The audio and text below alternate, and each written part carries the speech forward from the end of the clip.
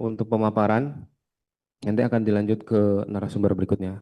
Untuk waktu dan tempat kami persilahkan. Ya, terima kasih moderator. Bismillahirrahmanirrahim. Assalamualaikum warahmatullahi wabarakatuh. Mohon izin memperkenalkan diri. Saya Dwi Purnomo dari Dinas PMD Provinsi Jawa Timur. Kebetulan saya selaku analis kebijakan ahli muda di Dinas PMD serta sekaligus sebagai Ketua Tim Aparatur Pemerintahan Desa Dinas PMD Provinsi Jawa Timur. Sebelumnya mohon izin yang kami hormati Ibu Direktur, Bapak Sesdirjen, serta senior-senior saya semua yang ada di Zoom dan yang ada di Jakarta. Izin mungkin nanti kami tidak menyampaikan eh, apa namanya menggurui ya, tapi izin sharing pengalaman apa yang ada di pemerintah Provinsi Jawa Timur terkait dengan SUTK Desa. Apalagi dengan setelah terbitnya PP 16 2026 yang tadi disampaikan memang kita nanti bersama. Nanti izin juga ada beberapa capturean mungkin dari PP dimaksud meskipun belum disosialisasikan oleh pusat, tapi di klausul terakhir itu menyebutkan bahwa PP 43 sudah dicabut dan digantikan oleh PP 16 ini. Jadi izin ada beberapa hal yang kami capturekan dari PP 16 tersebut. Sebelum memasuki materi, bisa di next selanjutnya mungkin. Jadi kami sampaikan bahwa di pemerintah Provinsi Jawa Timur itu kita memiliki 7.721 desa. Ini merupakan jumlah desa terbanyak kedua setelah Jawa Tengah mungkin ya. Serta 773 kelurahan di Jawa Timur. Jadi totalnya sekitar 8.494 desa kelurahan dengan jumlah penduduk sekitar 41 juta jiwa menurut data BPS. Kemudian selanjutnya, pemerintah Provinsi Jawa Timur itu juga memiliki beberapa inovasi unggulan yang tentunya juga menyasar kepada pemberdayaan masyarakat. Yang pertama terkait dengan adanya kegiatan Jatim Puspa. Jatim Puspa ini pemberian bantuan kepada kepala rumah tangga perempuan, yaitu janda-janda yang masih produktif dalam kegiatan perekonomiannya. Mungkin di next selanjutnya ini. Kemudian yang kedua ada kegiatan atau program desa berdaya. Jadi kami memberikan bantuan keuangan kepada desa-desa mandiri khususnya untuk diberikan eh, suntikan anggaran untuk membuat ikon desanya. Kemudian yang ketiga adanya program klinik BUMDes. Yang keempat ada kegiatan atau program Sinandu, Sinaunang Beso. Yang kelima ada program Simanis Desa, ini sistem administrasi pemerintahan desa. Dan yang keenam ini ada program Sibermata Desa. Ini hampir sama dengan adanya LMS Pamong Desa yang dibangun oleh Kementerian Dalam Negeri. Mungkin lanjut. Nah, di program digital ada beberapa yang menjadi prioritas kami. Nah, yang pertama program Klinik BUMDes. Simanis Desa dan Sibermata Desa. Ini inovasi Jatim dalam mendukung tata kelola pemerintahan desa berbasis digital. Lanjut. Nah, terkait dengan Sibermata Desa, next selanjutnya. Terkait dengan program Sibermata Desa, ini kami terima kasih kepada beberapa sebelumnya Pak, di slide sebelumnya. Nah, kami berterima kasih kepada beberapa provinsi yang sudah menyumbangkan materi maupun bank soal di Sibermata Desa kami.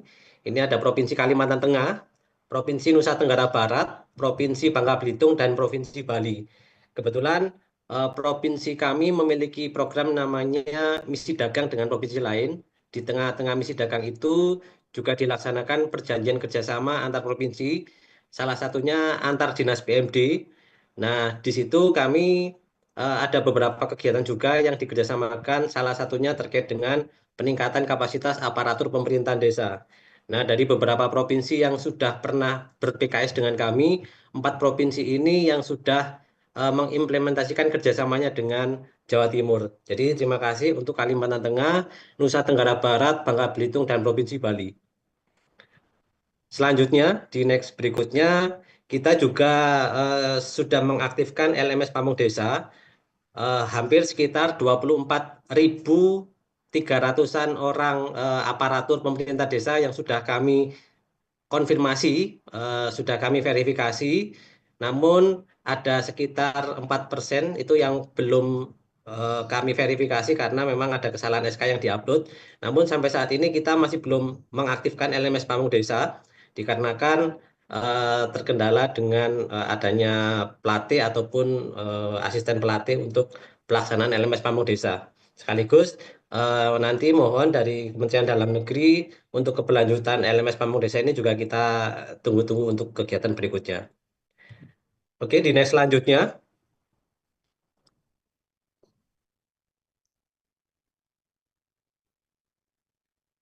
next berikutnya. Nah, dalam pengembangan kegiatan peningkatan kapasitas aparatur pemerintah desa, Provinsi Jawa Timur juga sudah memiliki Peraturan Gubernur Jawa Timur Nomor 73 Tahun 2017 tentang pelaksanaan peningkatan kapasitas aparatur pemerintahan desa. Jadi di sini Dinas PMD Provinsi Jawa Timur tidak bergerak sendiri dalam peningkatan kapasitas aparatur pemerintahan desanya, tapi juga melibatkan OPD-OPD terkait, di antaranya seperti dari Biro Pemerintahan, kemudian dari BPSDM, kemudian dari LSM, NGO, perguruan tinggi itu semua kami libatkan dalam program peningkatan kapasitas aparatur pemerintahan desanya. Oke, selanjutnya, next berikutnya. Slide berikutnya. Tadi saya sampaikan meskipun belum ada sosialisasi terkait dengan adanya PP 16 2026 tentang peraturan pelaksanaan Undang-Undang Nomor 6 Tahun 2014, ini juga kami sedikit mengcapture beberapa pasal yang sekiranya masih sinkron dengan program yang ada di Jawa Timur, salah satunya di pasal 98 PP 16 tersebut, kegiatan peningkatan kapasitas kelembagaan desa yang dapat dilakukan secara tatap muka ataupun dalam jaringan. Kemudian di slide berikutnya, Jawa Timur itu juga memiliki tim Binwas tingkat provinsi yang sudah di SK-kan oleh Gubernur Jawa Timur. Tugasnya lebih fokus kepada pembinaan pengawasan kepada pemerintahan desa dengan tim dari beberapa OPD dan akademisi yang kita libatkan dalam tim dimaksud. Dan di antaranya eh, kita juga melibatkan Bakorwil sewilayah Jawa Timur. Mungkin sebagai informasi saja dari seluruh provinsi di wilayah Indonesia, mungkin hanya Provinsi Jawa Timur yang masih memiliki badan koordinasi wilayah di daerah. Kita ada 5 Bakorwil, yaitu Bakorwil Madiun, Bojonegoro, Malang, Pamekasan, serta Bakorwil Jember. Oke, next berikutnya. Slide berikutnya.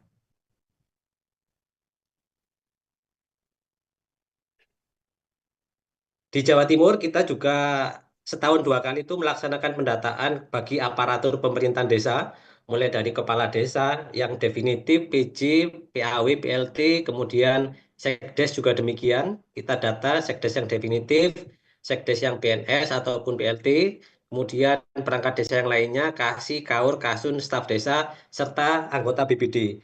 Dari total keseluruhan aparatur pemerintahan desa di Jawa Timur, per 30 Januari 2026 itu total hampir sekitar 152.000 orang. Nah, ini kita update datanya 1 tahun 2 kali, yaitu di bulan Januari dan di bulan Juli.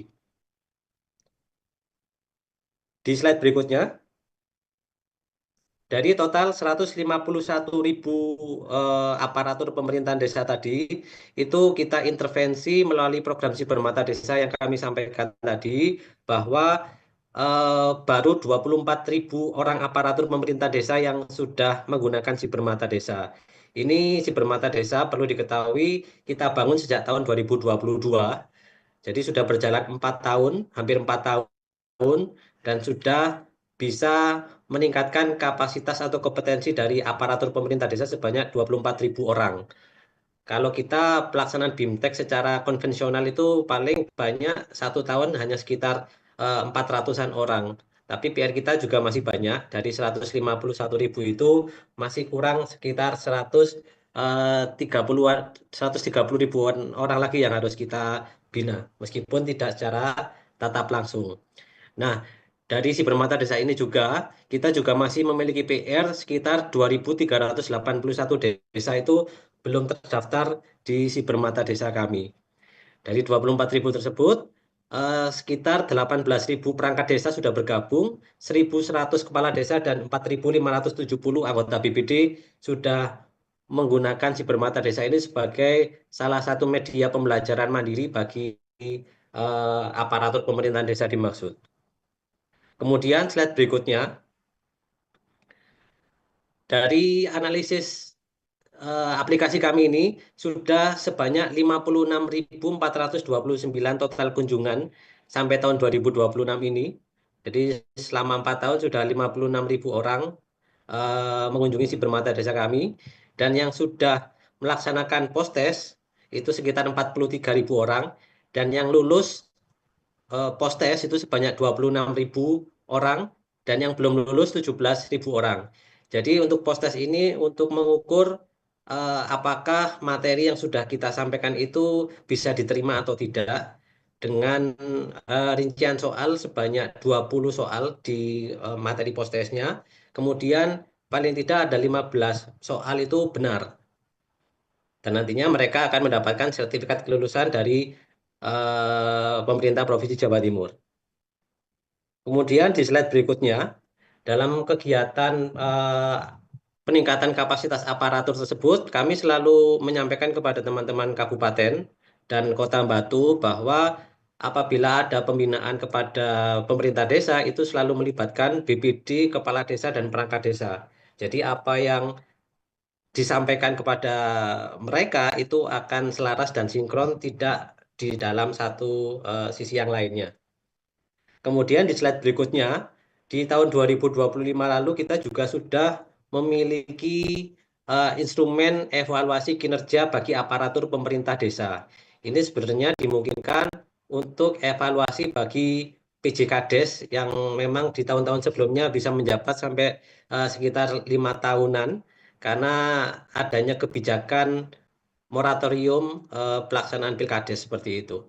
Namun saat ini yang sudah kita sampaikan kepada teman-teman kabupaten, barangkali nanti bisa dibuat salah satu acuan dalam melaksanakan evaluasi kinerja itu hanya untuk yang perangkat desa terlebih dahulu.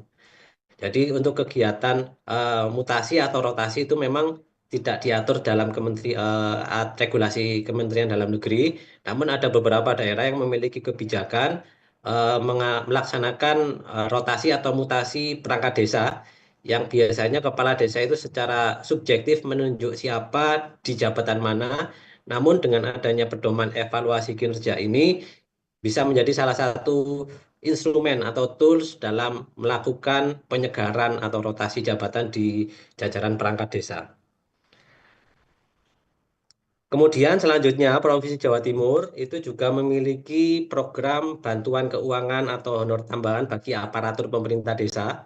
Mungkin Provinsi Jawa Barat sudah mendahului ini, yaitu memberikan penghasilan tambahan bagi aparaturnya. Hampir setiap tahun kita memberikan intervensi ini kepada hampir seluruh desa, 7.721 desa, dengan total anggaran kita sekitar 52 miliar rupiah. Dan ini juga menjadi eh, salah satu tugas kami untuk melaksanakan untuk mengetahui jumlah aparatur pemerintah desa yang aktif di daerah itu seperti apa. Kemudian berikutnya, lanjut, kita masuk terhadap materi terkait dengan SOTK desa. Jadi seperti yang disampaikan oleh Pak Sesdirjen dan Bu Direktur tadi bahwa regulasi-regulasi terkait dengan penataan desa, SOTK desa itu ada beberapa yang kita fokuskan. PP 43 sudah dicabut, kemudian diganti oleh PP 16 2026. Kemudian kita juga masih menerapkan Permendagri 12 2007 tentang pedoman pengelolaan profil desa kelurahan yang nantinya akan menunjukkan bahwa desa atau kelurahan itu klasifikasinya apa, swadaya, swakarya atau swasembada yang nanti juga diatur di Permendagri 84 2015 bahwa swadaya itu hanya bisa memiliki 2 kasih, 2 kaur, swakarya berapa, dan swasembada itu 3 kasih, 3 kaur seperti itu. Oke, next slide berikutnya.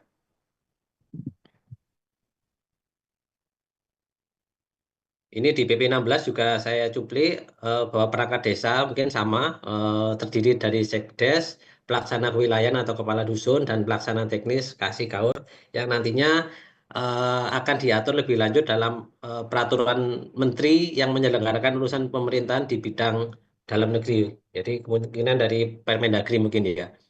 Oke, berikutnya lanjut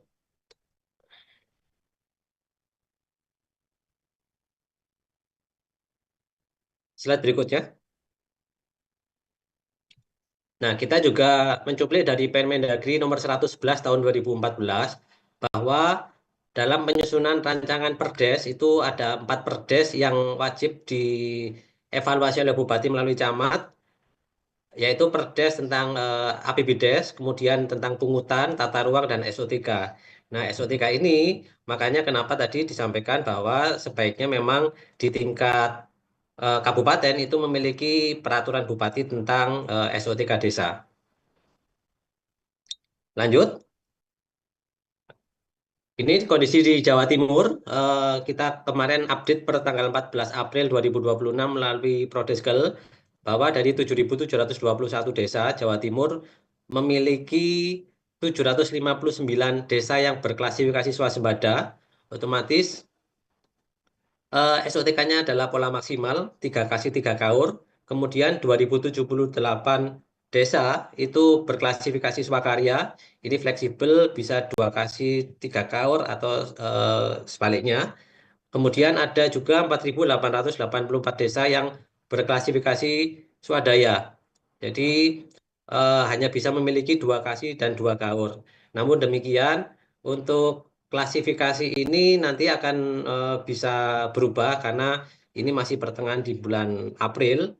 Jadi akan kita update lagi nanti klasifikasi prodeskelnya ini di akhir tahun. Di slide berikutnya. Kita juga sudah melaksanakan pendataan kepada 30 kabupaten kota Batu bahwa dari seluruhnya 7.721 desa itu desa yang sudah memiliki perdes tentang SUTK sebanyak 5.137 desa. Namun 2.584 desa ini insya Allah masih dalam proses pendataan dan kita juga menunggu kabar dari teman-teman kabupaten bahwa mereka juga sudah memiliki perbub tentang SOTK desa. Slide berikutnya.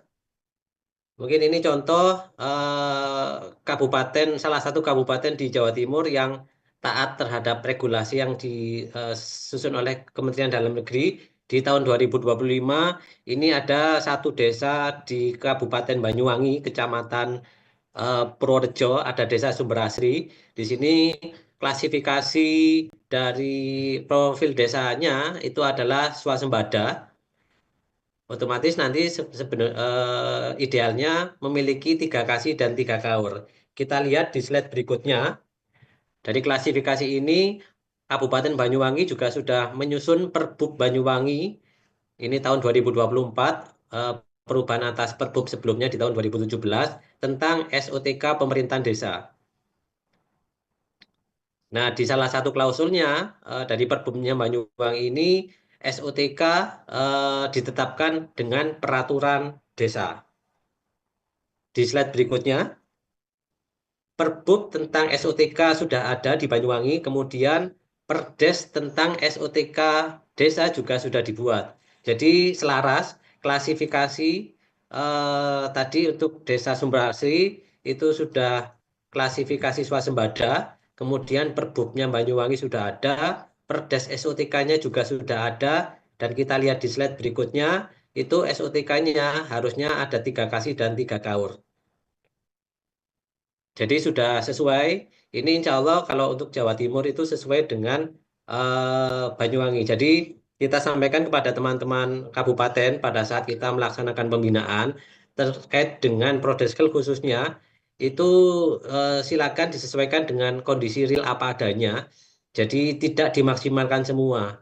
Apa yang tidak ada diada-adakan seperti itu. Jadi kita untuk proses perencanaan ke depan terhadap potensi dan perkembangan yang ada di desa maupun kelurahan itu bisa kita intervensi secara benar. Mungkin di slide berikutnya ini mungkin yang terakhir bahwa ini salah satu contohnya di kabupaten kami di Bojonegoro itu kegiatan pelaksanaan Musdesus dalam pembahasan penetapan Perdes tentang SOTK desa. Tentunya di desa-desa kami di Jawa Timur juga sama perlakuannya dalam melaksanakan penyusunan SOTK desa. Mungkin di slide yang terakhir izin barangkali ada teman-teman di wilayah di luar Jawa Timur masih ada penyebutan perangkat desa yang lama ya. Kalau sekdes itu ada yang namanya carik, kemudian kepala dusun itu kasun, bayan atau kami tuo, kemudian ada yang namanya Jogoboyo, Jogotirto. Itu kita sudah mendisiplinkan, utamanya di Jawa Timur, kita tidak memakai istilah ini lagi, tapi kita berpedoman pada Permendagri 84 2015, namanya adalah kepala dusun, kepala urusan ataukah kepala seksi. Jadi bagi teman-teman perangkat desa kami yang menjadi korban SOTK tersebut masih mendapatkan siltap tapi menjadi staf di kantor desa.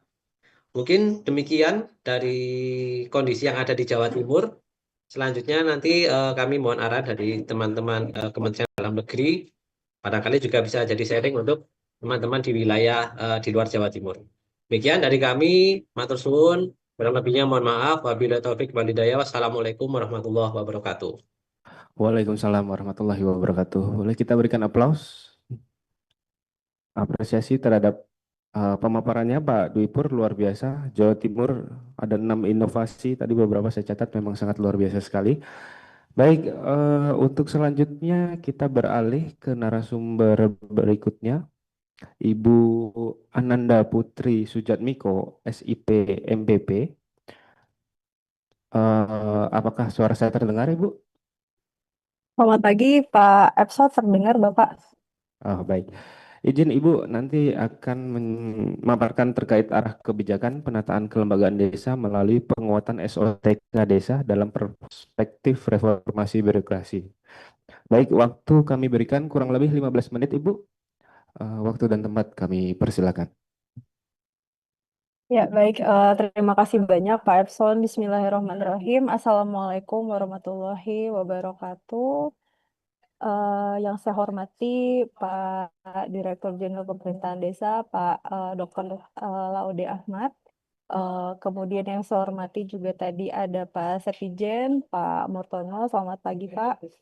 Kemudian tadi kami lihat ada sekitar 300 orang lebih ya peserta yang bergabung di Zoom. Ada Bapak Ibu dari Dinas PMD, kemudian juga ada pejabat struktural dan fungsional yang saya hormati. Kemudian selamat pagi, salam hormat kami sampaikan juga kepada Ibu Direktur Fasilitasi Kerjasama. Kemudian tadi juga ada narasumber dari Dinas PMD Pemprov Jatim. Kemudian salam hormat kami sampaikan juga kepada nanti narasumber dari Bappenas juga salam hormat dari kami untuk Pak Efson selaku moderator. Bapak Ibu yang sekalian yang saya hormati, izinkan saya untuk memaparkan mungkin apa namanya memaparkan hal-hal atau gambaran besar gitu ya bagaimana kita melakukan penataan organisasi dan tata kerja dengan perspektif eh, pengaksentuasian perspektif reformasi birokrasi. Apakah sudah terlihat paparan saya, Bapak Ibu? Belum full screen ya. Oke, sudah terlihat ya.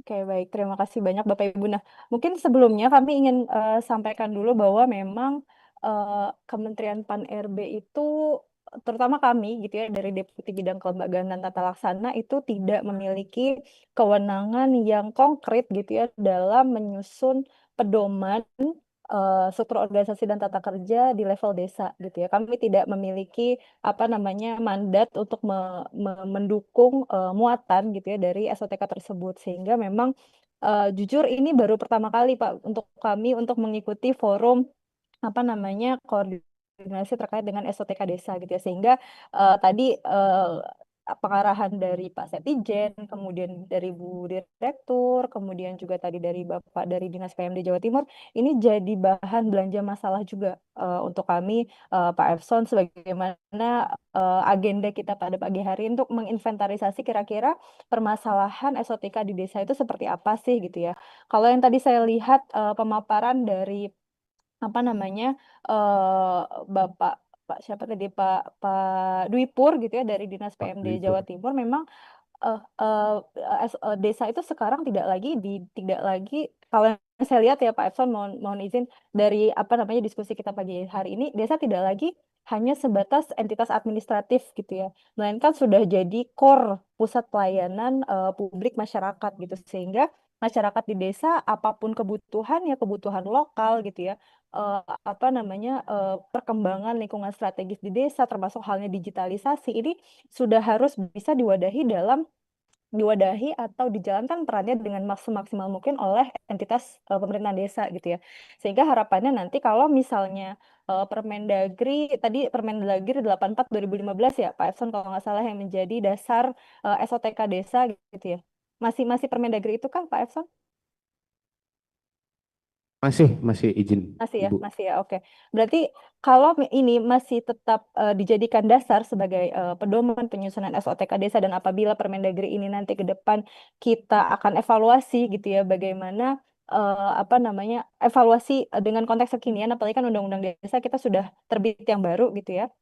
BP-nya juga sudah yang baru, maka menurut hemat kami perlu dipastikan bahwa desa ini bisa berjalan roda birokrasinya, menggerakkan pelayanan masyarakat dengan semaksimal mungkin sebagaimana tuntutan kekinian gitu ya, dengan struktur yang ada gitu. Jadi sebagaimana kita di kementerian, Bapak Ibu, kementerian lembaga, kebetulan kalau untuk penataan SOTK di kementerian lembaga, Menpan punya perannya gitu ya. Bu Menteri mempunyai peran untuk memberikan persetujuan penataan organisasi dan tata kerja di lingkungan kementerian lembaga.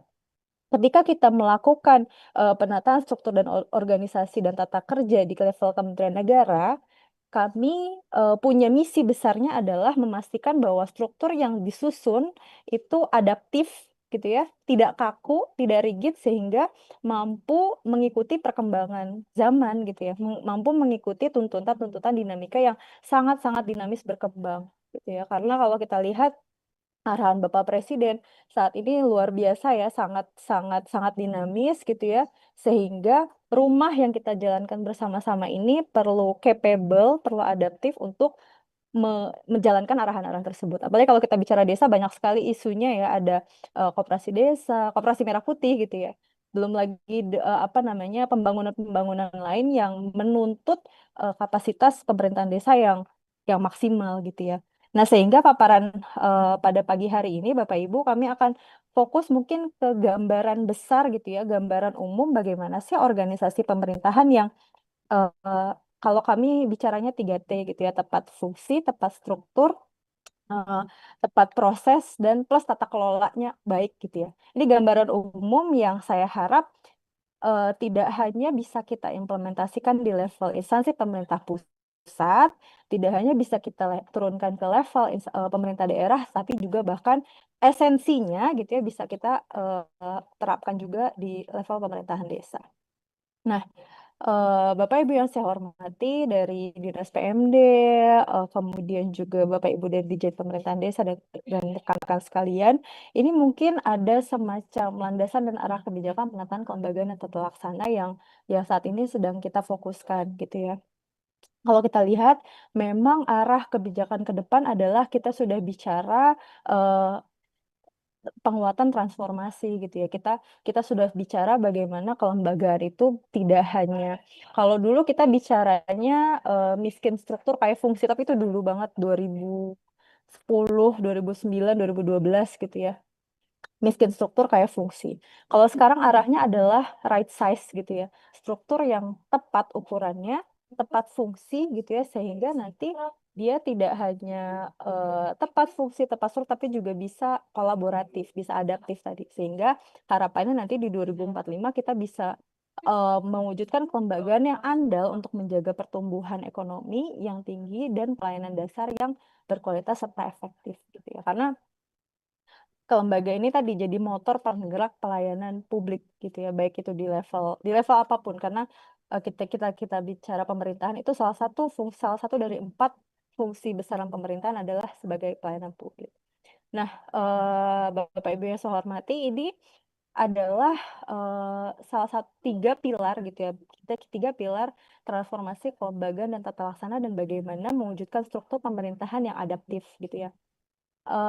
Ketika kita membangun struktur tadi, bahkan di level desa gitu ya, kita perlu memastikan bahwa struktur tersebut itu berbasis isu gitu ya, lintas sektor, responsif terhadap dinamika global, sehingga kita perlu memastikan adanya integrasi proses antar lembaga. Jadi baik itu antar lembaga maupun antar struktur ya, interstruktur di dalam apa namanya organisasi tersebut, sehingga nanti strukturnya itu tidak berjalan sendiri-sendiri. Jadi integrasi yang end to end dari awal sampai akhir. Kemudian kita juga perlu memastikan adanya arsitektur kelembagaan yang adaptif tadi seperti saya sampaikan, sehingga apapun nanti tuntutan ke depan gitu ya, tuntutan dan tantangan ke depan, kita struktur ini mampu menyesuaikan diri gitu ya, fleksibel dengan berbagai dinamika yang ada. Dan yang terakhir ada prinsip atau pilar Meta Coordination Hub gitu. Struktur ini perlu jadi simpul koordinasi lintas instansi sehingga menjadi pusat orkestrasi kebijakan. Ketika kita bicara orkestrasi, kita tidak hanya bicara di level pemerintah pusat saja gitu. Jadi ketika kita bicara pemerintah daerah atau pemerintah desa, oh kalau yang orkestrasi kebijakan dan kolaborasi kan hanya di level pusat saja atau di level Pemda saja. Oh tidak, ternyata dari diskusi yang tadi dari pagi saya coba ikuti, kita bisa melihat bahwa apa namanya, urgensi orkestrasi dan kolaborasi di tingkat desa itu diperlukan ternyata gitu ya. Karena tadi desa diposisikan sebagai sentral layanan sehingga tidak bisa berdiri sendiri gitu. Desa itu perlu berperan sebagai orkestrator yang mampu menyinergikan berbagai pemangku kepentingan. Mulai dari praktik yang paling sederhana adalah melalui apa namanya, musrenbang tingkat desa kan. Musrenbang kan kita build dari desa. Nah, ini tuh salah satu bentuk sebenarnya, bentuk orkestrasi dan kolaborasi di tingkat desa gitu. Sehingga eh, kita perlu memastikan bahwa struktur yang ada saat ini itu bisa mengakomodasi hal tersebut gitu ya. Karena tanpa orkestrasi yang kuat mulai dari perangkat desa, BPD, masyarakat, baik itu mitra-mitra lainnya, mitra eksternal lainnya, maka potensi tumpang tindih program gitu ya, program desa, investasi sumber daya itu akan sangat mungkin terjadi gitu ya Bapak Ibu. Nah, ini yang tadi saya sampaikan, bagaimana prinsip organisasi yang efektif tadi 3T, tepat ukuran, tepat fungsi, tepat proses gitu. Jadi juga ada tepat tata kelolanya gitu ya. Kita perlu memastikan bahwa struktur tersebut memiliki kesesuaian gitu. Jadi ada unsur pelaksananya, ada unsur pendukung gitu ya. Kemudian juga ada unsur teknokratisnya gitu ya, di dalam sebuah struktur organisasi. Kemudian bagaimana proses bisnis interorganisasi maupun inter maupun intra organisasi itu bisa kita build gitu ya, kita perkuat gitu ya. Dan nanti harapannya juga bisa didukung dengan penguatan digitalisasi. Kemudian bagaimana fungsi-fungsi maupun peran-peran yang di apa namanya dimiliki pemerintahan desa itu juga bisa kita rumuskan dengan baik. Dan yang terakhir adalah tata kelola. Jadi struktur tadi gitu ya, tidak hanya bisa berjalan fungsi tugas fungsinya, tetapi juga bisa berfungsi dalam hal misalnya menyusun perencanaan strategis gitu ya, memahami ekspektasi masyarakat desa itu ya sebenarnya seperti apa sih gitu ya. Kemudian bisa tertib administrasi gitu, bisa mereview dan koordinasi baik itu inter maupun intraorganisasi, sehingga ini bisa berjalan tuh mesin-mesin organisasi ini. Memang tantangannya luar biasa ya, apalagi tadi kalau nggak salah disampaikan di awal, baru ada 8 kabupaten yang menetapkan SPM desa gitu ya. Nah, sehingga harapannya jangan sampai 8 kabupaten yang menerapkan SPM desa ini hanya ditetapkan saja gitu, tapi implementasinya itu belum konkret gitu, belum berjalan. Atau misal bahkan kalau tadi Pak Setijan menyampaikan prasangka baiknya, saya juga untuk mencoba untuk berprasangka baik gitu. Jangan-jangan memang SPM-nya belum ditetapkan, tetapi implementasinya itu sudah gitu ya. Nah, ini kan juga baik gitu. Tapi tadi tertib administrasi kalau kita lihat di sini ya, perlu tata kelola tertib administrasi. Apa yang sudah diterapkan oleh Bapak Ibu, SPM-nya gitu ya, apabila sudah diterapkan dengan baik, maka ini perlu ditetapkan gitu. Sesuai tadi pedoman-pedoman, ada banyak sekali ya dasar hukum regulasi yang bisa menjadi guidance kita ketika apa namanya membentuk tata kelola pemerintahan desa ini. Nah, sudah tadi. Nah, Bapak Ibu yang saya hormati, ini ada 5 prinsip yang selalu kami sampaikan gitu ya, ketika menyampaikan apa saja sih gitu ya hal-hal yang perlu diperhatikan ketika menata organisasi gitu ya. Saya nggak tahu apakah di dalam forum ini apakah juga ada Bapak Ibu di pemerintahan desa atau tidak. Kalau misalnya ada bagus ya. Kalau misalnya tidak ada mungkin nanti bisa disampaikan oleh Bapak Ibu Dinas eh, PMD maupun UPT di lingkungan Ditjen Pemerintahan Desa, ada apa Balai Pemerintahan Desa ya yang baru kita setujui bersama bahwa memang ada 5 prinsip ini plus 1 sistem kerja yang perlu kita terapkan bersama-sama ketika kita merancang organisasi. Yang pertama adalah strategi gitu ya. Bagaimana strategi organisasi ini mencapai tujuan? Kalau tadi misal kita, kalau nggak salah tadi ada 3 klasifikasi organisasi desa ya, ada swasembada, ada swakarya, ada swadaya, dengan mencerminkan masing-masing itu mencerminkan besaran organisasi ini. Nah, apakah dengan besaran organisasi tertentu strategi organisasi itu bisa dicapai atau tidak? Strategi dalam mewujudkan pastinya adalah apa namanya mewujudkan atau mengimplementasikan arahan Bapak Presiden ini pasti harus tercapai melalui struktur organisasi yang ada. Jadi jangan sampai struktur organisasi yang kecil itu justru tidak bisa mencapai eh, apa namanya target organisasi gitu ya. Tapi jangan sampai juga sudah kita susun organisasi yang besar gitu ya, swasembada tadi, udah organisasinya besar, strateginya juga tidak tercapai, itu lebih mubazir lagi. Nah, ini perlu kita menjadi bahan evaluasi. Kemudian yang kedua adalah struktur gitu ya. Bentuk pengorganisasian itu seperti apa sih gitu ya? Perannya seperti apa, fungsinya seperti apa, siapa yang punya otoritas gitu ya. Kemudian proses gitu, alur kerjanya seperti apa antar unit organisasi, mekanisme kolaborasi yang dibangun seperti apa. Pasti saya yakin sekarang gitu ya desa itu sudah jauh lebih advance gitu ya. Tingkat kolaborasi koordinasinya bukan hanya antar desa pasti. Mungkin bisa antar antar desa di satu kabupaten, mungkin antar desa di beda provinsi mungkin atau bahkan dengan pihak eksternal gitu ya. Sehingga ini perlu kita eh, atur nih tata kelolanya, jangan sampai eh, apa namanya pemerintahan desa kita justru takut untuk melakukan kolaborasi karena pertama nggak paham aturannya, kedua takut misal ini menjadi ternyata ada temuan dan sebagainya. Nah, ini perlu kita atur gitu ya mekanismenya agar apa namanya eh, tidak ada gridlock gitu ya. Semua yang dijalankan di level pemerintahan desa itu bisa berjalan maksimal gitu harapannya kolaborasinya. Kemudian selanjutnya adalah reward gitu ya. Bagaimana perilaku kinerja ini dibentuk oleh tujuan organisasi. Bagaimana mengukur kinerja organisasi pemerintahan desa? Ya kira-kira bisa nggak ya organisasi yang tadi swasembada, swakarya, swadaya ini bisa kita ukur nggak ya kinerjanya? Kalau kita ukur kinerjanya, itu outputnya apa ya? Apakah saya nggak tahu kalau di kita kan ada rekomendasi gitu ya, rekomendasi misal apakah struktur tersebut eh, harus digabung atau harus dipisah gitu ya atau seperti apa. Nah, ini di level desa kita perlu pikirkan tuh ke depan seperti apa. Kemudian dari aspek people, sumber daya manusianya, kompetensi yang dibutuhkan seperti apa sih? Kemudian bagaimana strategi membangun kapasitas SDM gitu ya. Ini PR besarnya UPT Balai Pemerintahan Desa di Ditjen Bina Pemdes gitu ya, bahwa memang perannya adalah meningkatkan kapasitas pemerintahan desa sehingga ini PR yang bisa kita apa namanya kerjakan bersama-sama.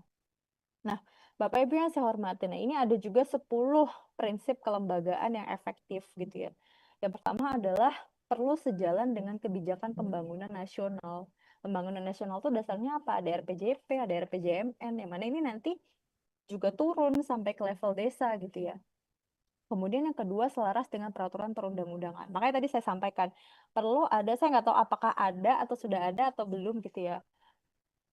Menurut hemat kami perlu ada satu ketentuan gitu ya yang bisa menjamin setiap langkahnya pemerintahan desa kita ini itu terjamin secara hukum gitu ya ketika mereka melakukan kolaborasi melakukan kerjasama dengan pihak lain gitu ya baik itu misal internal maupun eksternal itu perlu perlu ada guidance-nya gitu sehingga mereka Bapak Ibu di apa pemerintahan desa juga bisa bisa aman gitu ya secara hukum bisa akuntabel.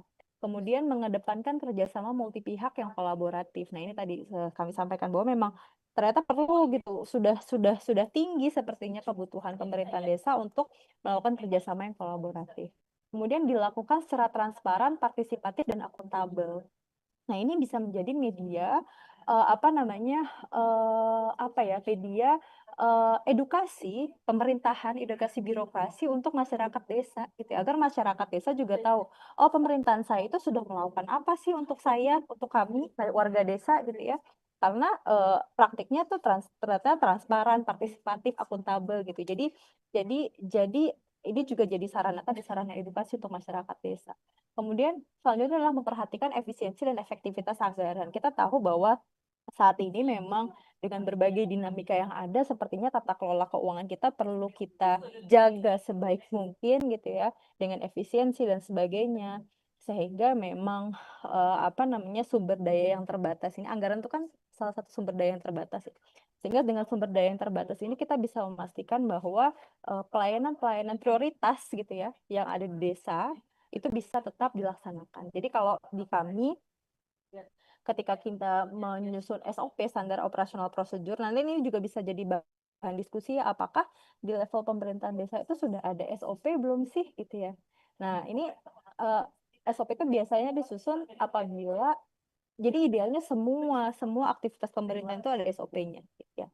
Tapi dengan waktu yang terbatas, kapasitas yang terbatas, SDM yang terbatas, maka ada beberapa SOP saja yang perlu kita utamakan dulu nih yang kita susun. Itu biasanya disebut dengan SOP strategis, yang sifatnya layanan. Nah, ini kaitannya dengan efektivitas dan efisiensi anggaran. Kita perlu memastikan bahwa hal-hal yang sifatnya layanan tadi, ini bisa teraksentuasi dengan baik. Jadi perlu nih apa namanya dari struktur yang ada misalnya seksi A, seksi B, seksi C apa sih output layanannya gitu ya. Jadi tadi karena kita ingin memastikan bahwa pelayanan masyarakat desa itu bisa secara lebih optimal apa namanya terlaksana gitu ya. Kemudian Izin Bu, berikutnya 3 menit ya lagi. siap. Oh ya, baik. Terima kasih Pak Efson. Nah, selanjutnya ini perlu selaras dengan perkembangan lingkungan strategis pembangunan. Dan terakhir adalah memperhatikan pembagian kewenangan urusan antara pemerintah pusat dan maupun daerah. Nah, ini kita bicaranya eh, apa namanya prinsip-prinsip umumnya ya, gitu ya. Nah, Bapak Ibu yang saya hormati tadi sudah saya sampaikan. Nah, ini kalau kita lihat di struktur organisasi saat ini, kita melihat ada apa namanya eh, rumusan yang saya nggak tahu apa ini apakah Permendagri ini perlu dievaluasi, apakah sudah ada agenda ke depan untuk mengevaluasi Permendagri ini atau tidak gitu ya. Tapi kalau kami lihat Bapak Ibu ini masih sifatnya desk evaluation ya, Mas Epson baru baru apa namanya evaluasi kasat mata. Kalau kita lihat di sini adalah seksi-seksi, nomenklatur seksi dan nomenklatur urusan itu disebutkan secara konkret gitu, secara eksplisit di dalam Permendagri ini gitu ya. Sehingga ya memang mungkin harapannya baik ya. Jadi nanti semua desa gitu itu sama gitu. Seksinya ya seksi pemerintahan, kesejahteraan, pelayanan. Urusannya urusan tata usaha, keuangan dan perencanaan. Nah, ini mungkin bisa jadi bahan evaluasi kita bersama apakah ini masih diperlukan untuk menyebutkan nomenklatur seksi dan urusan ini secara eksplisit di dalam Permendagri. Atau kita kasih pedomannya saja, guidance-nya saja. Misal seksi yang apa gitu ya. Jadi sehingga nanti desa ketika Misal fokusnya ternyata bukan pemerintahan, misal fokusnya bukan pemerintahan ya, fokusnya misal hal lain gitu ya, fokusnya memang misal pemberdayaan masyarakat. Maka perlu ada seksi yang berkaitan dengan pemberdayaan masyarakat di sini, yang diangkat menjadi nomenklatur gitu ya, agar ketahuan, oh kalau urusan pemberdayaan masyarakat berarti seksinya ini loh gitu. Kalau ini kan kita nggak kelihatan ya dari aspek nomenklatur. Mungkin ada di dalam fungsinya, mungkin yang fungsi kesejahteraan mungkin yang atau yang pelayanan. Tadi saya sempat baca-baca sekilas sehingga harapannya kalau ini jadi bahan evaluasi ya Mas Epson ini bisa kita apa namanya rumuskan bahwa nomenklatur unit organisasi itu tidak perlu kita tulis secara eksplisit gitu ya di dalam Permendagri yang disusun. Nah, terakhir ini Mas Epson apa namanya ini apa namanya isu ya dari aspek struktur gitu yang kita coba identifikasi, kita coba kerucutkan. Yang pertama, apakah struktur desa saat ini sudah adaptif tadi ya melalui 3 seksi dengan nomenklatur tertentu dan 3 urusan? Apakah ini sudah bisa mengakomodasi tantangan dinamika yang ada? Yang kedua, apakah terdapat tata kerja yang sistematis dan terstandar secara nasional? Ini garis bawah ya, Bapak Ibu sekalian yang saya hormati. Kalau di kementerian lembaga di setiap SOTK-nya kita pasti rumuskan pengaturan terkait dengan tata kerja gitu ya. Tata kerja ini sebenarnya mungkin kalau dirumuskan udah kita template aja sama pada umumnya. Tapi sebenarnya tata kerja itu sifatnya eh, customize, sangat bisa di custom sesuai dengan karakteristiknya masing-masing sehingga desa itu punya guidance, punya pegangan payung hukum gitu ya ketika ingin melakukan sesuatu, melakukan koordinasi, melakukan integrasi, sinkronisasi itu punya punya payung hukumnya gitu ya. Nah, ya, apakah ini menjadi perlu pertimbangan? Apakah nanti perlu ada semacam rumusan tata kerja di SOTK pemerintahan desa? Kemudian yang ketiga, apakah SDM di desa itu sudah merata atau belum? Kalau tadi kita lihat dari di Jawa Timur saja ada sekitar 17.000 yang belum lulus post-tes tadi kalau nggak salah dari Pak Dwi Pur ya. Sehingga ini hampir 50%-nya dari peserta yang di tes berdasarkan aplikasi Sibermata tadi. Jadi ini perlu jadi apa namanya evaluasi. Dan yang terakhir adalah apakah penerapan akuntabilitas dan digitalisasi sudah dilakukan gitu karena kita tidak bisa pungkiri dua hal ini menjadi hal-hal yang sangat sangat sangat urgent saat ini ya Bapak Ibu ketika kita bicara tata kelola pemerintah. Mungkin itu saja dari saya. Oh, yang terakhir ini mungkin rekomendasi strategi singkat gitu ya. Yang pertama tadi ya, perlu kita lakukan adaptasi SOTK desa, memastikan bahwa 3 hal ini bisa terlaksana. Kemudian juga dari aspek reformasi birokrasi, perlu ada tepat fungsi, tepat proses, tepat ukuran, serta peningkatan SDM dan akuntabilitas. Dan yang terakhir adalah penguatan orkestrasi dan kolaborasi tadi. Itu saja mungkin dari saya, Pak Epson, Bapak Ibu sekalian yang saya hormati. Selanjutnya saya kembalikan ke moderator. Terima kasih. Baik, terima kasih. Kita berikan aplaus yang meriah untuk pemaparan Ibu Putri. Terima kasih. Luar biasa, Bu. Memang kalau kita lihat secara kewenangan Kemenpan itu tidak ada dasar yang firm terkait dengan apa namanya kelembagaan di desa. Memang ada wewenangnya adalah Kementerian Dalam Negeri. Namun saya pikir prinsip-prinsip tadi yang sudah disampaikan oleh Bu Putri sangat bisa dan sangat relevan untuk memastikan bahwa struktur itu bukan cuma ada, tapi juga bagaimana dia efektif dalam pelayanan publik di tingkat desa khususnya. Baik, Bapak dan Ibu sekalian, kita beranjak ke narasumber yang terakhir, Bapak Raka Dipta Septian Dwi Putra, Koordinator Subdit Perdesaan. Mohon izin apa suara saya terdengar, Pak? Terdengar, Pak? Baik, Pak. Nanti Iya. akan memaparkan terkait dengan optimalisasi pelaksanaan standar pelayanan pemerintah desa dalam pemenuhan pelayanan pemerintah pada masyarakat desa. Baik. Itu yang diberikan kurang lebih 15 menit, Pak. Waktu dan tempat kami persilakan.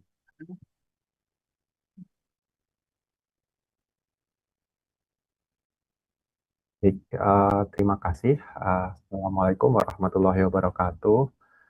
Yang kami hormati Bapak Ibu Direktur di lingkup Ditjen Bina Pemdes Kementerian Dalam Negeri, yang saya hormati juga Bapak Sesdijen, para narasumber yang sudah hadir di agenda hari ini, dan undangan juga yang telah hadir di agenda pada hari ini. Mohon izin Bapak Ibu sekalian, terima kasih Pak Epson selaku moderator juga. Uh, Awalnya Pak Direktur sepertinya akan hadir, tapi beliau ternyata berhalangan karena harus mendampingi Bapak Menteri untuk bertemu dengan Menteri Transmigrasi pada waktu yang sama, sehingga beliau menugaskan kepada kami. Pertama-tama kami juga pada kesempatan kali ini ingin menyampaikan terkait kebijakan prioritas penyediaan lahan dasar dan standar pelayanan untuk percepatan pembangunan di desa. Kami mulai, yang pertama, kami mengingatkan kembali tentang kebijakan pembangunan desa dalam dokumen perencanaan nasional.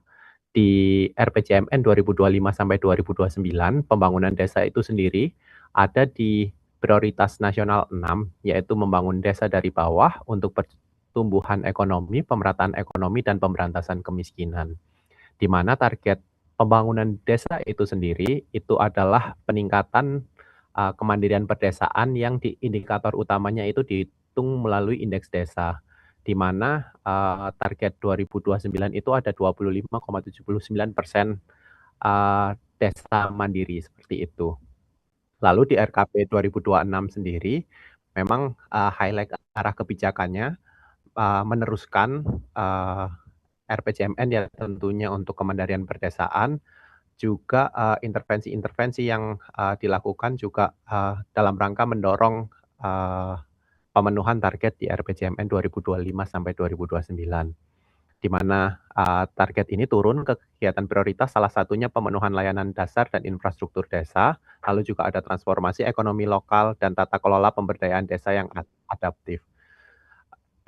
Di sini untuk SPM sendiri, yang terkait layanan dasar tentunya ini turunan dari level kabupaten kota itu ada di pemenuhan layanan dasar, namun sepertinya untuk yang sudah ada peraturannya seperti itu ada di tata kelola pemberdayaan desa yang adaptif seperti itu. Jadi yang ada peraturannya memang yang diturunkan ke level desa, SPM-nya itu lebih banyak berbicara tentang kegiatan yang administratif seperti pemenuhan pelayanan, standar kecepatan pelayanan administrasi di desa seperti itu. Nah ini adanya di tata kelola pemberdayaan desa yang adaptif yang tentunya kegiatannya banyak didukung fasilitasinya oleh Dirjen Bina Pemdes.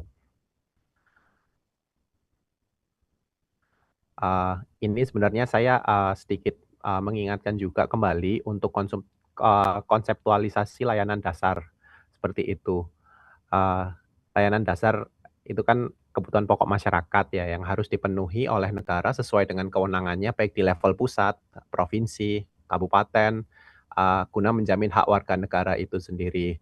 Jadi memang secara peraturan untuk SPM itu diturunkan sampai ke level kabupaten kota. Jadi baik dari sisi pendidikan dasar dan usia dini, pelayanan kesehatan, ibu hamil, bersalin, bayi hingga usia lanjut, serta infeksi penyakit menular, lalu ada pelayanan air minum, dan lain sebagainya. Nah, ini yang diturunkan secara peraturan sesuai dengan Permendagri nomor 59 tahun 2021 tentang SPM, seperti itu diturunkan sampai level kabupaten kota. Lalu bagaimana di level desa? Di level desa memang berdasarkan Permendagri nomor 2 tahun 2017, SPM desa tidak mengatur tentang layanan dasar seperti Permendagri di SPM daerah. Jadi ini untuk pemenuhan pelayanan dasarnya putus ini Bapak Ibu sekalian di level daerah, melainkan mengatur standar layanan administratif dan pengaduan masyarakat seperti penyediaan dan penyebaran informasi layanan, pemberian surat keterangan, dan lain sebagainya. Jadi pada dasarnya standar pelayanan dasar di desa, SPM-nya di desa masih berfokus pada administratif, di mana desa bukan menjadi pemegang urusan wajib, tapi menjadi ujung tombak realisasi layanan dasar yang lokal. Seperti itu. Sedangkan sebenarnya ini ada kebutuhan untuk menjadi ujung tombak realisasi layanan dasar di tingkat lokal. Jadi meskipun kewenangannya itu harusnya ada di kabupaten kota, jadi kita harus mengingat kembali bagaimana cara mengintegrasikan SPM di level kabupaten dan kota itu tidak hanya putus sampai di situ dan bisa diimplementasikan sampai ke level desa. Nah ini saya mengangkat sedikit kondisi layanan dasar perdesaan di Indonesia. Memang kondisinya cukup beragam, Bapak Ibu sekalian. Ada desa-desa yang secara karakteristik dekat dengan perkotaan, akses layanan dasarnya bisa terpenuhi seperti itu. Namun juga banyak juga yang masih belum terpenuhi. Jadi indikator pembangunan di desa menunjukkan kesenjangan pedesaan dengan perkotaan, terutama dalam urusan kemiskinan, pembangunan ekonomi, SDM, dan pelayanan dasar. Jadi tingkat kemiskinannya yang tinggi di pedesaan dan Gini rasio tapi merata. Jadi Gini rasionya rendah. Ini indikasinya kemiskinannya struktural. Diperparah juga dengan akses layanan dasarnya yang masih kurang ya. Jadi secara geografis juga kompleks, ada yang sangat rendah, namun juga ada yang terpenuhi.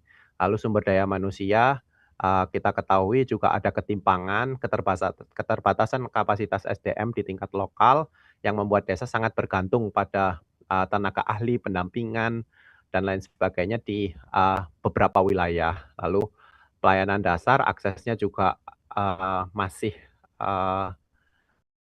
belum terpenuhi secara optimal. Semakin meningkat jumlah kepadatan penduduk, nilai penyediaan infrastruktur dan layanan per kapita semakin tinggi. Jadi contohnya biaya sambungan air, persambungan rumah seperti itu. Ini juga kami contohkan diproyeksikan hingga tahun 2045 ini nanti terjadi perluasan desa-desa dengan karakteristik urban. Jadi desa-desa yang karakteristiknya itu seperti perkotaan itu meningkat sehingga kepadatan penduduk semakin tinggi dan kebutuhan peningkatan layanan dasar akan meningkat. Jadi saya rasa di forum kali ini sambil kita mengoptimalkan apa yang sudah ada di Permendagri tentang SPM Desa, ada baiknya kita juga mengingatkan bagaimana strategi ke depan untuk pemenuhan pelayanan dasar di level desa. Jadi untuk optimalisasi standar pelayanan minimal di desa itu sendiri, kami coba mendorong ini menjadi salah satu instrumen pelayanan dasar dan pengungkit ekonomi di desa seperti itu. Tidak hanya nantinya berfokus ke administrasi, jadi yang administrasi ini sudah bagus dan diterapkan tentu akan lebih baik seperti itu ya. Tapi ke depannya ini didorong untuk bertransformasi jadi bisa menjadi layanan berbasis kesejahteraan tentunya untuk masyarakat desa. Jadi isunya masih SPM desa masih bersifat administratif, belum berbasis outcome kesejahteraan, dan belum terintegrasi dengan SPM di atasnya, ketimpangan kapasitas dan kualitas layanan antar desa. Jadi masih beragamnya jenis dan kualitas SPM di desa. Lalu strategi optimalisasinya yang coba kita dorong bersama memang yang pertama ada standarisasi pelayanan end to end dari persyaratan, alur waktu, biaya itu harus ditetapkan secara transparan seperti itu. Lalu bisa di desa-desa yang sudah siap menerapkan digitalisasi tadi seperti yang disampaikan oleh Provinsi Jatim ya sudah beberapa pelayanannya itu terdigitalisasi seperti itu bisa mulai menerapkan dan diperluas cakupannya. Lalu penguatan kualitas dan interoperabilitas data desa untuk sinkronisasi dengan sistem-sistem kependudukan, pertanahan, dan lain sebagainya di atasnya, simplifikasi birokrasi dan delegasi layanan ke desa, tapi ini juga berbasis kesiapan SDM dan Sarpras, lalu penguatan mekanisme pengaduan dan umpan balik masyarakat tentunya perlu ya masih di setiap pelayanan kita.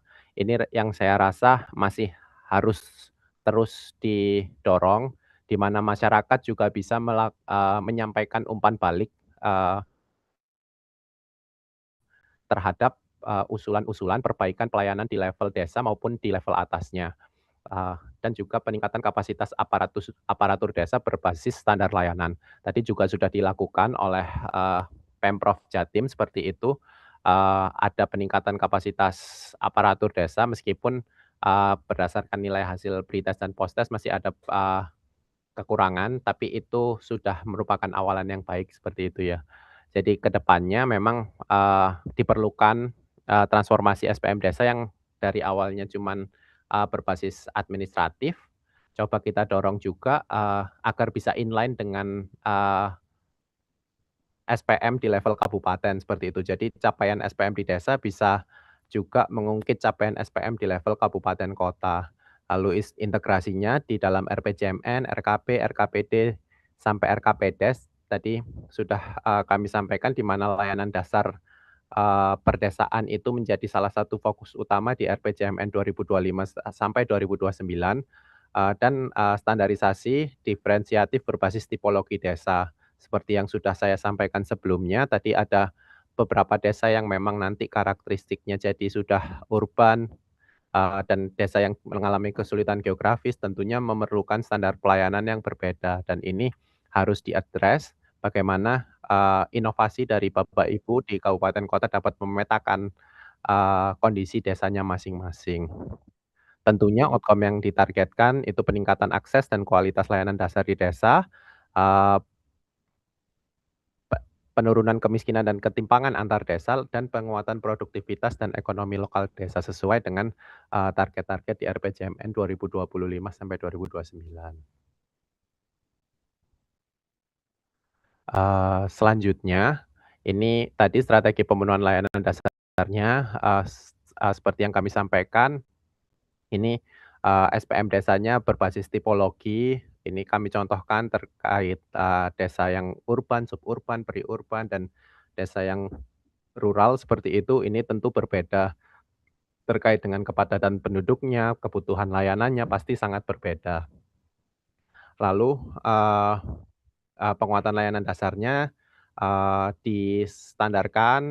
distandarisasi dengan standar pelayanan minimum di level kabupaten kota. eee Strategi lainnya bisa meningkatkan rasa kepemilikan masyarakat, mendorong kontribusi masyarakat juga, yang dapat berupa tenaga atau iuran dalam proses pembangunan layanan dasar untuk meminimalkan, rasa kepemilikan di masyarakat.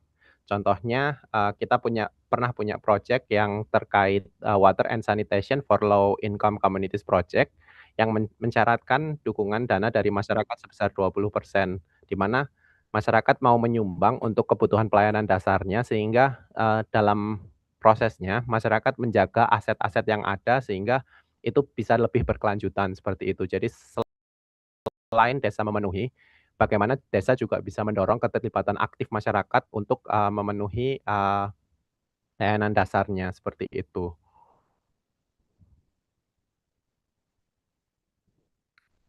Ini juga ada alternatif pendanaan sebagai akselerator pemenuhan layanan dasar. Seperti yang kita ketahui bersama ya sekarang, eee, tantangan kita bersama memang ruang fiskal yang semakin, berkurang seperti itu dan di sini memang, diperlukan, alternatif-alternatif pendanaan yang inovatif, seperti itu untuk peningkatan pelayanan dasar di desa tentunya nanti kalau, selain kita mengoptimalkan proses layanan administrasinya, kita juga ingin memenuhi pelayanan dasarnya seperti itu, ada, eee, alternatif-alternatif pendanaan yang bisa, tentunya kita akses seperti itu ya.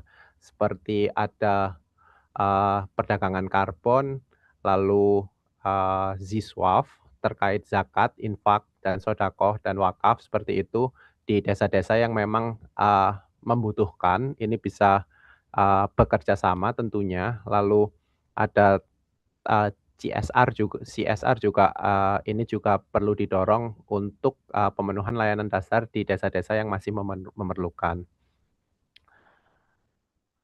Selain itu tentunya tetap perlu mendorong kolaborasi pendanaan dari pusat, daerah, dan dana desa dalam penyediaan layanan dasar dalam, kerangka-kerangka, pemenuhan pelayanan dasar dan optimalisasi standar pelayanan minimum di desa. Eee, Terakhir dari kami, ini beberapa kesimpulan yang bisa saya sampaikan karena tadi sudah dibahas secara menyeluruh oleh 2 narasumber lainnya juga untuk, pemenuhan layanan dasar di pedesaan masih menemui beberapa tantangan, terutama dari segi fiskal ya yang terus menurun, dan, meningkatnya, fenomena in situ urbanization. proses pertumbuhan perkotaan yang terjadi dalam wilayah perdesaan itu sendiri. Jadi, secara karakteristik pelan-pelan desa itu berubah menjadi perkotaan sehingga kebutuhan pelayanannya juga berbeda. Lalu, penguatan regulasi, standar pelayanan di desa, yang perlu disinergikan dengan pengaturan SPM, lalu PP Desa yang sudah diperbaiki, sudah di ini ya tadi PP 16 tahun 2026 bisa kita pelajari bersama. Ini masih proses dalam pengundangannya, publikasinya. Semoga, segera bisa kita akses secara luas seperti itu ya untuk file yang, terbarunya. Untuk selanjutnya, mengoptimalkan pendanaan APBN dan alternatif pendanaan lainnya, eee, lalu dibutuhkan panduan dan pelatihan bagi desa dan daerah, eee, untuk dapat mengakses, berbagai alternatif pendanaan yang kolaboratif yang melibatkan aktor non pemerintah di tengah, keterbatasan fiskal yang ada. Lalu, yang terakhir ada penguatan ownership masyarakat terhadap pembangunan desa, di mana masyarakat juga perlu didorong menjadi pelaku utama dalam pembangunan, tidak cuman, sebagai, objek, tapi sebagai subjek utama, dalam pembangunan, layanan dasar di desa, eee, terutama untuk meningkatkan kapasitas masyarakat desa dan kemampuan praktikal untuk pengembangan ekonomi di desa. Seperti itu mungkin sedikit yang dapat kami sampaikan terkait optimalisasi pelayanan di desa. Pada dasarnya kami mendorong untuk pemenuhan, SPM yang sudah ada di, taraf administratif ini. Namun ke depannya perlu didorong juga bagaimana, SPM di desa bisa inline dengan SPM di level kabupaten maupun provinsi, seperti itu. Terima kasih, kurang lebihnya mohon maaf. Wassalamualaikum warahmatullahi wabarakatuh. Waalaikumsalam warahmatullahi wabarakatuh. Mari kita berikan aplaus yang meriah untuk pemaparannya, Pak Raka Dipta. Terima kasih, Pak. Memang tadi terkait optimalisasi pelaksanaan SPM desa ada beberapa strategi yang disampaikan oleh narasumber dengan beberapa memang saat ini terkait dengan fiskal itu masih sangat PR kita bersama ya Pak. Makanya kita harus menemukan strategi yang paling bisa diaplikasikan di desa. Baik, Bapak dan Ibu sekalian, beranjak ke sesi diskusi. Mungkin kami buka untuk sesi pertama, diskusi tiga penanya. Boleh nanti yang di ruang Zoom, di daring silakan raise hand. Nanti disampaikan nama, kemudian instansinya dari mana. Daring dulu Bu ya. Itu ada satu raise hand ya. Dari desa.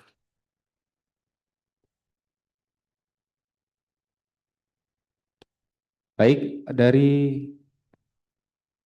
desa kampung mana? Madura. Boleh Pak? Silakan yang raise hand diperkenalkan nama dan dari instansi mana. Terima kasih. Silakan Pak. Kok jangan di off cam Pak. On cam aja. Dari Kuansing, silakan. Suara saya terdengar Pak. Boleh di unmute dulu mungkin. Kuantan Singingi, Riau ya. Tapi Kampung Madura. Boleh Pak. Monggo, silakan.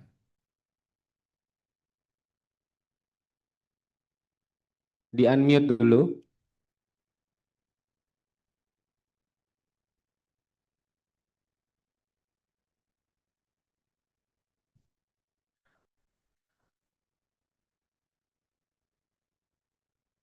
Bisa Pak? Kendali device?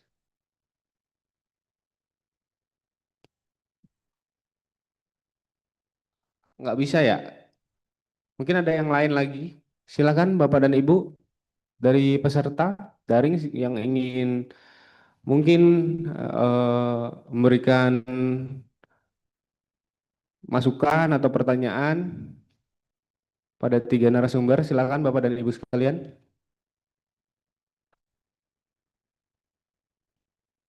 atau saya coba pantik pertanyaan ya. Saya tadi tertarik dengan paparannya Bu Putri sebenarnya. Jadi Bu, memang desa itu sekarang eh, apa ya, dilematis mungkin kalau saya sebutkan, karena memang dia punya kearifan lokal tersendiri, sementara dia harus beradaptasi dengan banyaknya disrupsi yang terjadi saat ini. Jadi harus memang secara organisasi kita harus apa ya istilahnya agile ya, adaptif terhadap perubahan. Jadi Bu, sebenarnya kalau Kemenpan RB melihat memastikan bahwa penguatan SOTK desa itu betul-betul berdampak pada peningkatan kualitas publik itu seperti apa sih Bu?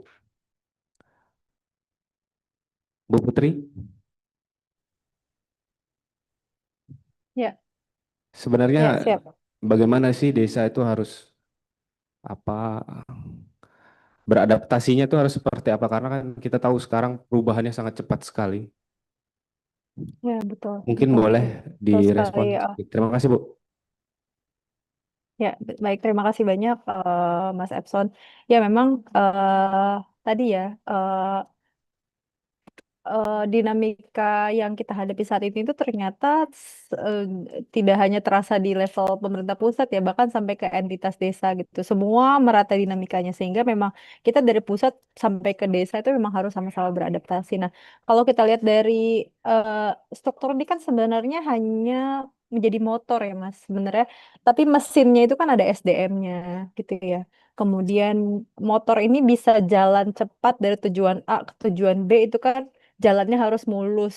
Nah, jalan mulus ini kan kita bisa ibaratkan seperti misal jalan mulus ini kalau konkretisasinya mungkin kita bisa asumsikan seperti misal ada nggak sih tata kelola hukum yang sudah kita payung hukum misal atau tata kerja yang sudah kita susun, sudah kita sepakati bersama SOP-nya, bagaimana proses bisnisnya antara saya nggak tahu antara pemerintahan desa dengan pemerintah provinsi atau pemerintahan desa dengan kabupaten gitu ya.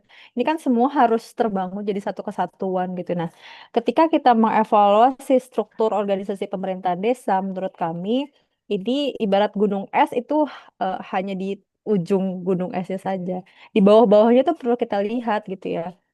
SDM-nya seperti apa, kemudian ada nggak sih semacam reward and punishment-nya gitu ya.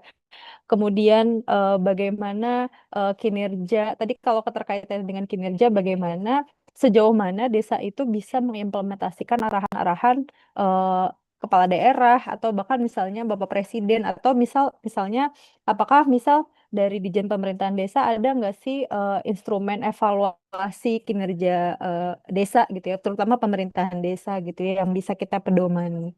Sehingga ketika kita bicara evaluasi, maka dimensinya harus holistik, Mas, harus harus menyeluruh gitu ya. Tidak hanya dimensi struktur, tapi juga dimensi apalagi proses, dimensi tata kelolanya, dimensi regulasinya gitu ya. Karena kalau kita bicara desa ini ibaratnya apa? Miniatur negara kan karena dia kan entitas kalau kita bicara teori desa yang apa apa namanya? Desa itu kan dibuild dari bawah, benar-benar entitas masyarakat, komun ya. Jadi mereka bahkan punya aturannya sendiri, punya karakteristiknya sendiri antar desa A dengan desa B yang bertetangga ini aja bahasanya udah beda, budayanya udah beda biasanya gitu ya. Kalau dulu, kalau tadi saya lihat ada Permendagrinya ya Mas, jadi ada yang menyeragamkan udah nggak boleh lagi tuh ada dipanggil carik apa segala macam semua jadi satu ya. Kalau dulu kan kita banyak banget ya sebutannya ada apa namanya pekon lah, kampung, apa sangat variatif itu kan menunjukkan bahwa entitas desa itu sebenarnya sudah berdiri duluan sebenarnya dibandingkan dengan entitas bangsa Indonesia. Indonesia sebagai negara itu entitas desa Ya, itu udah betul. duluan gitu. Sehingga evaluasinya benar-benar harus menyeluruh, Mas, grounded mulai dari atas sampai bawah gitu ya. Itu mungkin menurut hemat kami Pak Efson. Baik, terima kasih Bu Putri. Memang kita harus melihatnya secara holistik ya. Itu bukan suatu hal yang bisa fenomena gunung es yang kita lihat tuh mungkin hanya sedikit dari kumpulan permasalahan yang ada di bawah. Jadi kita betul-betul harus melihatnya secara holistik. Baik, kita lanjutkan. Tadi Pak Didi sudah bisa Pak di-unmute silakan dari Desa Kampung Madura, Kuantan Singingi. Baik, apakah suara saya sudah terdengar, Bapak? Baik, sudah terdengar. Silakan Baik, Pak. Terima kasih Pak atas dari kesempatannya. dispensasi. Assalamualaikum warahmatullahi wabarakatuh. Salam sejahtera Waalaikumsalam. bagi kita semua. Salam Om Swastiastu, Namo Buddhaya, salam kebajikan. Baik, perkenalkan Bapak, saya dari Pemerintah Desa Kampung Madura. Nama saya Didik dari Kabupaten Kuantan Sengingi, Provinsi Riau, Pak. Yang menarik bagi saya di sini adalah tentang adanya perbuk. Hanya 8 kabupaten baru yang mempunyai perbuk SPM desa. Baru 130 kabupaten yang mempunyai perbuk SOTK. Nah, ini tentu menjadi kendala bagi desa untuk menerapkan dasar Perdes SPM maupun Perdes SOTK-nya nanti, Pak. Itu yang pertama. Kami berharap di sini juga mungkin hadir dari Dinas PMD Kabupaten Kuantan Sengingi agar bisa sosialisasikan perbuknya ke desa sehingga kami bisa membuatkan perdesnya ataupun perkadesnya nanti terkait SPM maupun SOTK ini. Nah, yang kedua, saya tertarik tadi adanya reward maupun ada apresiasi dari pemerintahan di setingkat di atas kami. Di pemerintahan desa, baik dari tingkat kecamatan, kabupaten, provinsi, maupun sampai tingkat nasional, itu tidak ada apresiasi terhadap desa yang benar-benar sudah menerapkan administrasi pemerintahnya dengan baik. Nah, ini kan juga berpengaruh terhadap tipe perkembangan desa kami. Perlu saya sampaikan di sini untuk informasi bahwa desa kami, Desa Kampung Madura saat ini sudah indeks desanya merupakan mandiri. Namun di tipe perkembangan desa kami melalui Prodeskel baru swakarya, Pak. Artinya apa? Tipe perkembangan desa swakarya ini merupakan 3 kasih dan 3 kaur. Sementara kami baru 2 kasih dan 2 kaur, Pak. Nah, ini bagaimana untuk penambahan terhadap 3 kasih 3 kaur ini, Pak? Karena ini kan tentunya berpengaruh terhadap APBDes kami nantinya. Nah, sementara saat ini untuk pembayaran gaji kami atau tetap kami itu hanya untuk 2 kasih dan 2 kaur. Langsung ditransfer dari APBN melalui rekening desa. Nah, ini bagaimana nanti prosesnya supaya ini bisa berjalan dengan lancar. Nah, itu saja Pak yang dapat saya tanyakan Pak. Mohon maaf. Wabillahi taufiq wal hidayah. Assalamualaikum warahmatullahi wabarakatuh. Waalaikumsalam warahmatullahi wabarakatuh. Baik Pak Didi, terima kasih atas pertanyaannya. Mungkin kami tampung dulu, ada lagi di ruang daring. Silakan yang ingin bertanya. Oke, satu ada dari DPMD Kutai Kartanegara. Boleh di on cam Pak? Siap. Silakan perkenalan diri dari mana? Silakan. Terima kasih. Apa suara saya bisa didengar, Pak? Bisa Pak, jelas Pak. Terima kasih. Bismillahirrahmanirrahim. Assalamualaikum warahmatullahi wabarakatuh. Para Bapak Ibu narasumber dan panitia yang sama-sama dirahmati Allah SWT dan juga peserta dari provinsi dan kabupaten seluruh Indonesia. Perkenalkan, nama saya Poino dari DPMD Kabupaten Kutai Kartanegara. Mungkin yang kami tanyakan atau kami mohon masukannya, pertama terkait dengan SPM tadi. Nah, ini seperti apa ya? Karena tadi disampaikan bahwa untuk SPM eh, itu dilaksanakan oleh pemerintah daerah kabupaten ya. Nah, itu seperti misalnya kesehatan, pendidikan dan seterusnya. Kemudian untuk desa ini seperti apa? Kemudian kalau yang sudah di Kabupaten Kartanegara ini, kita juga sudah mengimplementasikan terkait pelayanan secara online ya, dengan menggunakan aplikasi gitu, aplikasi Disapa Idaman, itu untuk terkait surat menyurat dan juga pelayanan administrasi lainnya yang sudah dilaksanakan oleh sebagian besar desa. Kemudian terkait dengan SOTK itu, kalau kita melihat dari eh, Permendagri baik terkait SOTK dan juga terkait dengan Prodeskel, tentu ini menjadi bahan kita bersama, terutama terkait dengan eh, apa untuk untuk mengimplementasikan terkait status desa ya, ada desa swadaya, swakarya, swasembada, di mana status itu kalau nanti bisa digunakan dalam membuat struktur SOTK desa, tentu itu sebagian juga tidak sesuai. Kebetulan di tempat kami ada beberapa desa ini yang sebenarnya itu kalau kita lihat dari segi keperluan luas dan juga jumlah penduduk ini kan sangat sedikit. Kemudian namun kalau statusnya itu swakarya atau swasembada kan harus ada dikasih 3 KUR gitu. Maka di kami ada kebijakan terkait dengan struktur itu, kita menambahkan terkait dengan jumlah penduduk gitu loh. Jadi kalau jumlah penduduk itu di atas misalnya 2.500, itu dengan swakarya atau swasembada itu bisa kalau swakarya bisa 2 kasih 3 KUR atau 3 kasih 2 KUR seperti itu. Dan kalau swasembada bisa 3 kasih 3 KUR. Nah, oleh karena itu mungkin ke depannya karena dengan terbitnya Undang-Undang Nomor 3 2024 tentang perubahan Undang-Undang 6 2014 dan juga ada PP 16 2026 ini, tentu perlu ada tentuan dalam regulasi, bisa dalam Permendagri terkait dengan STK ini. Mungkin apakah hanya dikaitkan hanya dengan status desa tadi.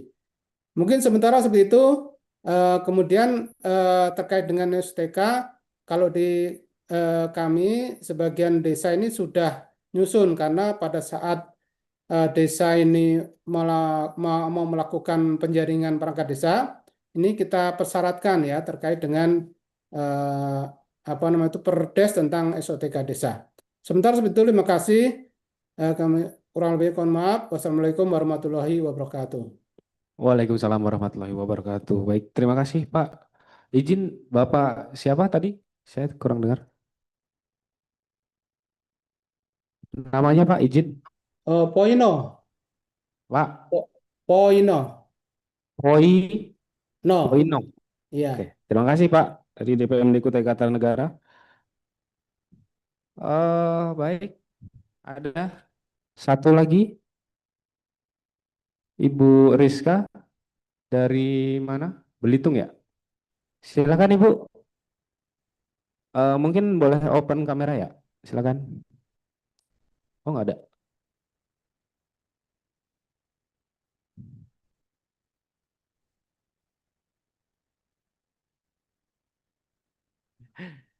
Ibu Rizka, suara saya bisa terdengar? Halo? Oke, ya sudah. Kita dua penanya ini dulu ya. Baik, mohon izin. Mungkin yang akan menjawab dari... Baik, Assalamualaikum warahmatullahi wabarakatuh. Mungkin saya mendakapi sedikit dari pertanyaan terkait dengan Bapak Didi ya dari Desa Kampung Madura di Kuansing ya Pak ya. Nah, itulah mungkin yang menjadi hambatan atau permasalahan kenapa belum adanya perdes daripada SOTK tersebut. Nah, kita mohonkan mungkin nanti diharapkan kabupaten mungkin yang berada di atas desa ini segera Pak untuk melakukan percepatan juga apa namanya menerbitkan perbub terkait dengan SOTK tersebut supaya tadi yang sudah disampaikan oleh Bapak Ses juga itu adanya perdes SOTK itu agar perencanaannya itu bisa berjalan dengan sesuai berjalan sesuai. Kalau tidak ada SOTK-nya maka bisa itu bisa menjadi hal yang mungkin tidak sesuai dengan perencanaan gitu Pak. Nah kita nanti mungkin akan bersurat juga terkait dengan bagaimana Bapak Ibu mengisi pemutakhiran data terkait dengan SOTK dan diharapkan kepada pemerintah daerah untuk segera menerbitkan perbub SOTK tersebut. Mungkin itu dari saya dan yang kedua Bapak dari DPMD Kukar ya Kalimantan Timur ya Pak.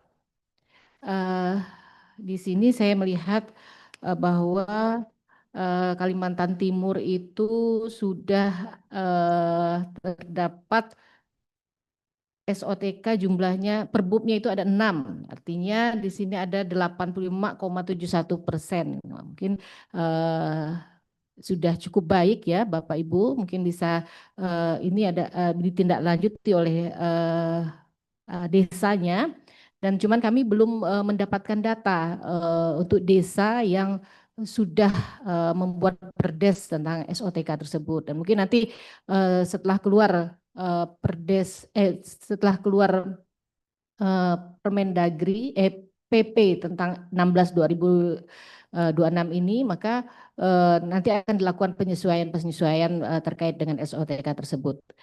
Itu aja dari saya. Wabillahi taufiq wal hidayah. Wassalamualaikum warahmatullahi wabarakatuh. Assalamualaikum warahmatullahi wabarakatuh. Baik, untuk pertanyaan Pak Didik dan Pak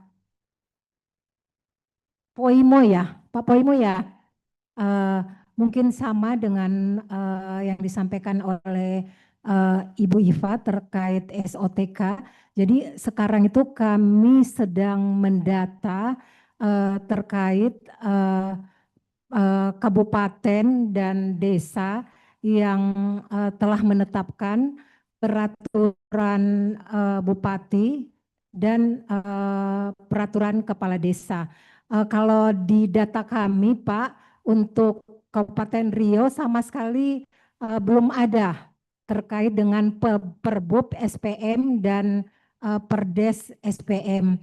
Begitu pula dengan Provinsi Kalimantan Timur juga belum ada Pak data yang masuk terkait dengan peraturan bupati dan perdes tentang SPM desa.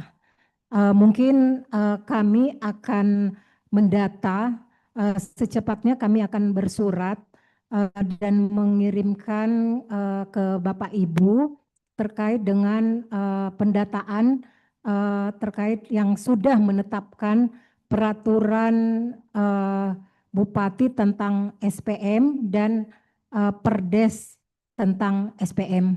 Mungkin sekian dan terima kasih.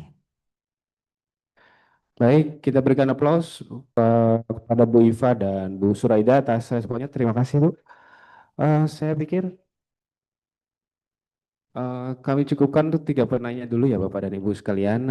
Dari diskusi yang sudah berlangsung, memang kita simpulkan penguatan implementasi SPM kemudian SOTK itu perlu sinergi, mulai dari pusat, daerah, serta juga didukung oleh kelembagaan desa yang efektif serta pembinaan yang berkelanjutan.